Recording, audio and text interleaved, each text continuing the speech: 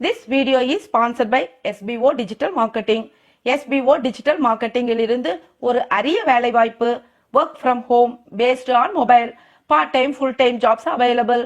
இதில் housewife students மற்றும் வேலை தேடுபவராக இருந்தால் உங்களுக்கான ஒரு அரிய வாய்ப்பு தான் இது. நீங்கள் இந்த டைமில் தான் ஒர்க் பண்ண வேண்டும் என்ற கட்டாயம் இல்லை. உங்களுடைய ஃப்ரீ டைமில் ஒர்க் பண்ணினாலே போதும்.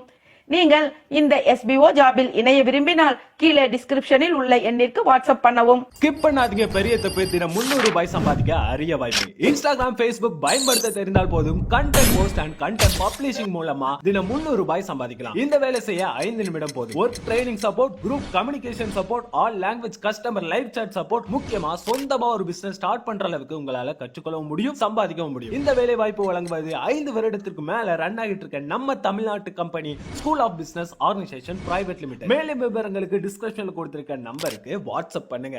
கர்ணனை கொல்வதற்கு அம்பு எய்தவர்கள் 6 பேர். யார் அவர்கள்?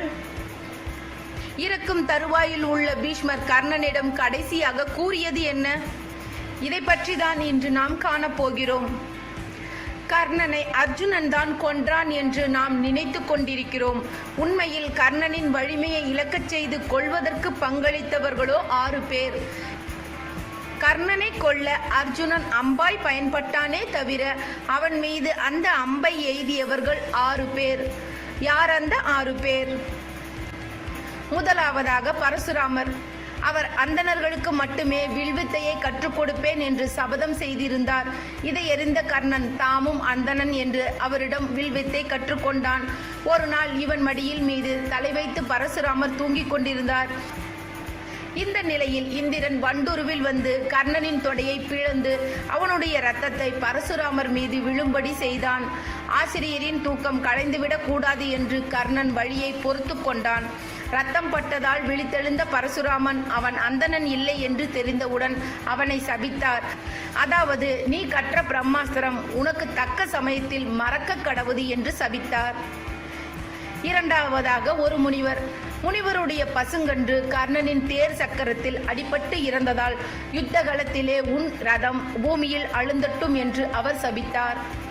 மூன்றாவதாக இந்திரன். கர்ணனின் கவச குண்டலங்களை அந்தணன் போல் வந்து யாசித்து பெற்றுக்கொண்டான். நான்காவதாக குந்தி. கர்ணனை பெற்ற குந்தி பஞ்ச பாண்டவர்களில் அர்ஜுனனை தவிர நீ வேறு யாரையும் கொல்லக்கூடாது என்றும் நாகாஸ்திரத்தை அர்ஜுனனின் மீது ஒரு முறை மட்டுமே பயன்படுத்த வேண்டும் என்றும் கர்ணனிடம் வரம் பெற்றாள். ஐந்தாவதாக சல்லியன். கர்ணனுக்கு தேரோட்டி கொண்டிருந்தவன் தக்க சமயத்தில் தேரிலிருந்து குதித்து ஓடி போனான். ஆறாவதாக கண்ணன். கர்ணன் அர்ஜுனனை நோக்கி செலுத்திய நாகாஸ்திரம் அர்ஜுனனை தாக்காதபடி தேரை தரையில் அழுத்தி அர்ஜுனனை காப்பாற்றியதுடன் கர்ணனையும் காத்து கொண்டிருந்த அவனுடைய புண்ணியத்தையும் யாசித்து பெற்றான். எனவே கர்ணனை கொல்ல அர்ஜுனன் அம்பாய் பயன்பட்டானே தவிர இந்த 6 அவன் மீது அம்பு எய்தியவர்கள் ஆவார்கள். பீஷ்மர் இறக்கும் தருவாயில் கர்ணனிடம் கடைசியாக உன்னிடம் சொல்ல வேண்டியது ஒன்றும் உள்ளது. பாண்டவர்கள் அணியில் அர்ஜுனன் ஒருவன்தான் உனக்கும் எனக்கும் இணையான வில்லாளி ஆவான்.